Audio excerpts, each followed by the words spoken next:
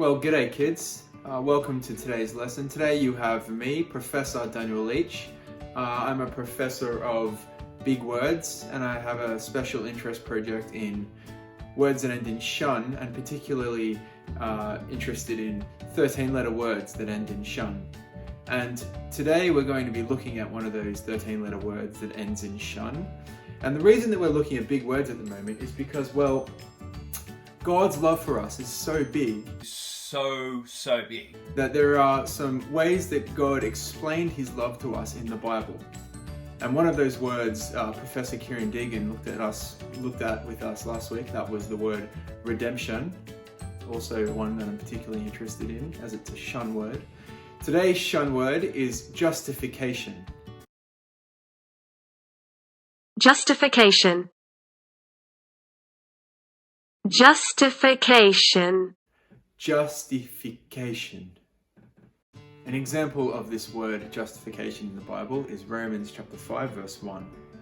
Therefore, since we have been justified through faith, we have peace with God through our Lord Jesus Christ. It doesn't do me much good on the screen there. Let me try to get that word off the screen. Oh, there we go, on a piece of paper. Okay, justified. But what does it mean?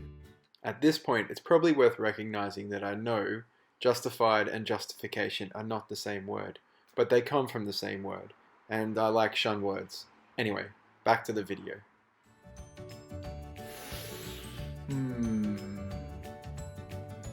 Oh, actually, there's a definition on the back. There you go.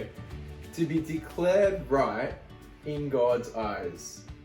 Justified means to be declared right in God's eyes.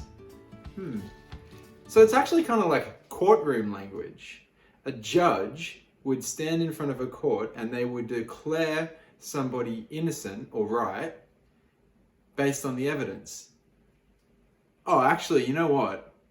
There's a good video that'll help explain this. Let's watch this video. There once were two little boys who were best friends. We'll get you a bit closer. Okay.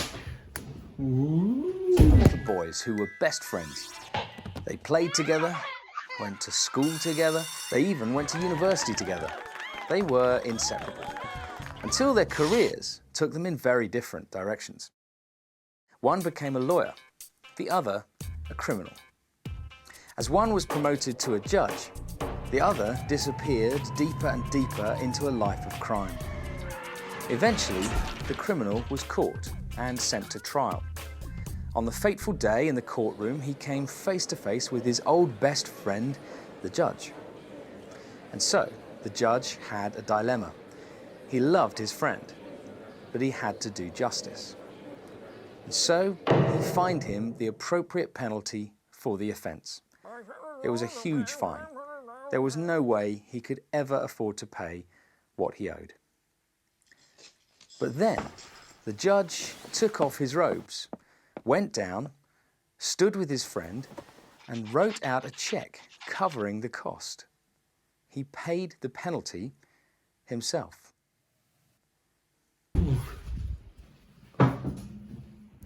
It's a pretty good cartoon, isn't it? But what God has done for us is even more amazing than what that judge did for his friend. See, the debt was way bigger. It was our debt of sin, and the evidence, well, it was stacked up against us. And the love that he demonstrated was far greater because it cost him his son. And the result? Total forgiveness made available to you and to me. It would be just as if I'd never sinned.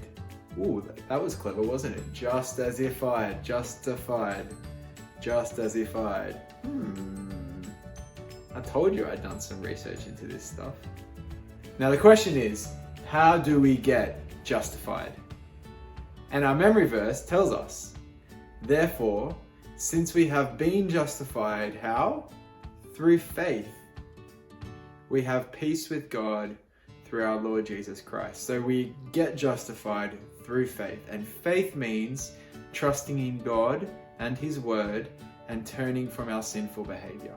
So through faith in Jesus, we are justified in God's sight, which means we're declared right. And that concludes the lesson for today. So the homework is... Nah, I'm just kidding. There's no homework. See you next week.